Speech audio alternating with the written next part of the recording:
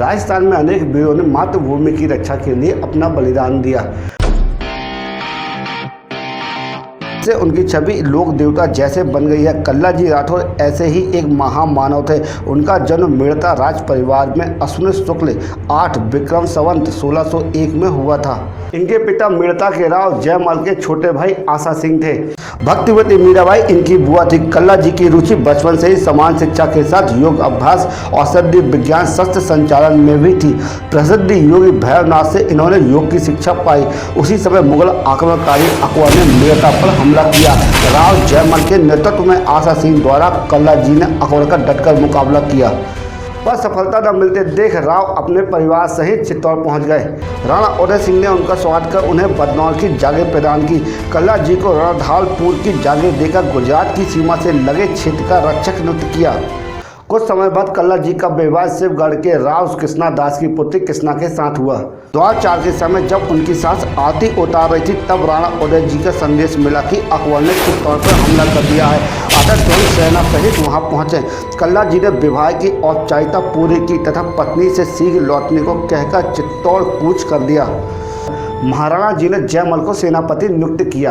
अकबर की सेना ने चित्तौड़ के चारों ओर से घेर लिया। मेवाड़ी वीर किले से निकलकर हमला करते और शत्रुओं को हानि पहुंचाकर फिर किले में आ जाते। कई दिनों तक संघर्ष के बाद क्षत्रिय वीरों की संख्या बहुत कम रह गई तो सेनापति जयमल ने निश्चित किया कि अब अंतिम संघर्ष करने का समय आ गया है। उन्होंने सभी सैनिकों को केसरिया बाना पहनने का निर्देश दिया। इस संदेश का अर्थ स्पष्ट था कि 23 फरवरी 1568 की रात में चित्तौड़ के किले में उपस्थित सभी क्षत्रियों ने जोहर किया और अगले दिन 24 फरवरी को मेवाड़ी वीर किले के द्वार खोलकर भूखे सिंह की भांति मुगल सेना पर टूट पड़े और भीषण युद्ध होने लगा। राठौर जयमल के पांव में गोली लगी पर उनके युद्ध करने की इच्छा खत्म नहीं हुई। उनसे खड़ा नहीं हुआ जा रहा था। कल्ला जी ने यह देखकर जयमल के दोनों हाथों से तलवार लेकर उन्हें अपने कंधों पर बैठा लिया। इसके बाद कल्ला जी ने अपने दोनों हाथों में भी तलवार ले ली। चारों तलवारें बिजली की गति से चलने लगी और मुगल लाशों से तो धरती फट गई।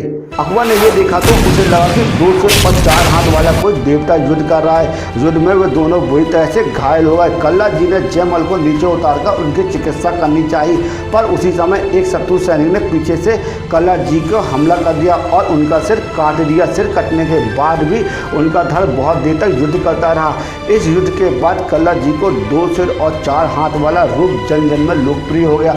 आज भी लोक देवता के रूप में चित्तौड़गढ़ में भैरवपाल पर उनकी छतरी बनी हुई है।